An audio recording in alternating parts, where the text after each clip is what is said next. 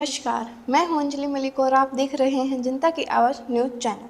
जनता की आवाज़ news channel के सुबह सवेरा कार्यक्रम में आपका स्वागत है। आज है 19 अगस्त 2026, विक्रम संवत 2083, श्रावण मास के शुक्ल पक्ष की सप्तमी तिथि। चलिए देखते हैं आज की कुछ मुख्य खबरें।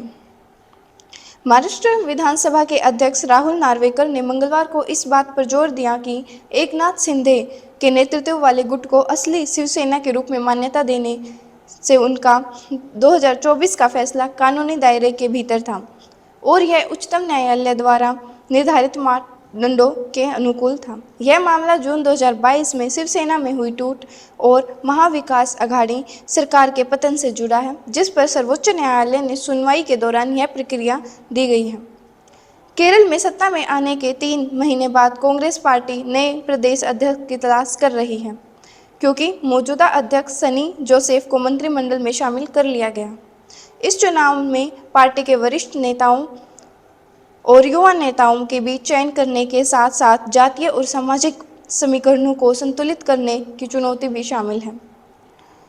राष्ट्रीय जनता दल के राष्ट्रीय अध्यक्ष लालू प्रसाद ने पेपर लीक और राज्य सरकार के तानाशाही रवैये के खिलाफ बुधवार को लोक भवन तक विरोध मार्च निकालने का फैसला किया है।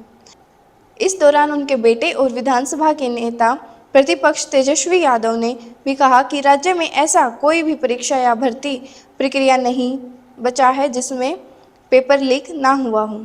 इसके साथ ही पार्टी के सिवान के एसपी के तबादले पर प्रतिक्रिया देते हुए उनके निलंबन की अपनी मांग पर भी जोर दिया है।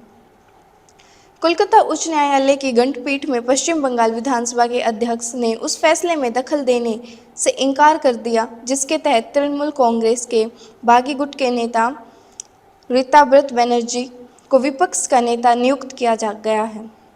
अदालत ने स्पष्ट किया कि तब तक एकल पीठ इस नियुक्ति को चुनौती देने वाली याचिका पर अंतिम फैसला नहीं सुनाती, तब तक रीताब्रत बनर्जी इस पद पर बने रहेंगे और एकल पीठ को 2 महीने के भीतर इस मामले पर निर्णय लेने का निर्देश दिया गया। ओडिशा में गजपति जिले के एक स्थानीय अदालत ने प्रतिबंधित भारतीय कम्युनिस्ट पार्टी के प्रमुख नेता आजाद उर्फ डी केशव राव को 2018 में विश्व हिंदू परिषद के नेता स्वामी लक्ष्मानंद सरस्वती की हत्या के मामले में बरी कर दिया है। पर्याप्त सबूतों के अभाव और अभियोजन पक्ष द्वारा साजिश में उनकी संलिप्तता साबित करने में विफल रहने के कारण अदालत ने उन्हें बरी किया, जिसके बाद वे 15 साल जेल में बिताने के बाद भुवनेश्वर की विशेष जेल में रिहा हो गए। कॉकरोच जनता पार्टी ने आरोप लगाया कि पश्चिम बंगाल में धमकी मिलने के कारण कोलकाता में उनके कई प्रेस कॉन्फ्रेंस और बैठकें रद्द कर दी गई हैं। पार्टी के अनुसार प्रेस क्लब और भारतीय सेवा हॉल जैसे निर्धारित स्थानों पर होने वाले कार्यक्रम आखिरी समय पर रद्द करवा दिए गए, जिसके बाद उन्होंने प्रेस क्लब के बाहर एक प्रेस कॉन्फ्रेंस आयोजित की। ओडिशा के मुख्यमंत्री मोहन चरण मांझी ने बाढ़ प्रभावित 6 जिलों के लोगों के लिए 1000 करोड़ रुपए के राहत पैकेज की घोषणा की है। बाढ़ के दूसरे दौर में राज्य के बालेश्वर, बृहद्, जाजपुर, मयूरभंज, कन्नौज और केंद्रपाड़ा जिले प्रभावित हुए हैं, जहां 3,17,000 से अधिक लोगों को सुरक्षित स्थानों पर पहुंचाया गया है और प्रभावितों के लिए मुफ्त रसोई घर चलाए जा रहे हैं। इसके अलावा जिन छोटे और सीमांत किसानों की फसलें 33% से अधिक नष्ट हुई हैं, उन्हें कृषि ऋण सब्सिडी प्रदान की जाएगी और नुकसान के विस्तृत आकलन के बाद अतिरिक्त फंड भी जारी किए जाएंगे।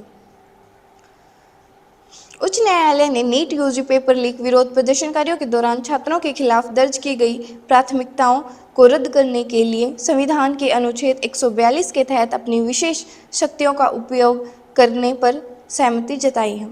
मुख्य न्यायाधीश सूर्यकांत ने स्पष्ट किया कि जिन मामलों में केवल छात्र हैं उन्हें रद्द कर दिया जाएगा, जबकि गंभीर आपराधिक पृष्ठभूमि वाले तत्वों के मामलों पर अदालत में अलग से चर्चा होगी। साथ ही शीर्ष अदालत ने इस विरोध प्रदर्शन से जुड़े मुद्दों की जांच के लिए उच्च स्तरीय समिति गठित करने का भी फैसला किया है। धन्यवाद। आज का कार्यक्रम यही समाप्त होता है। जय हिंद, जय भारत।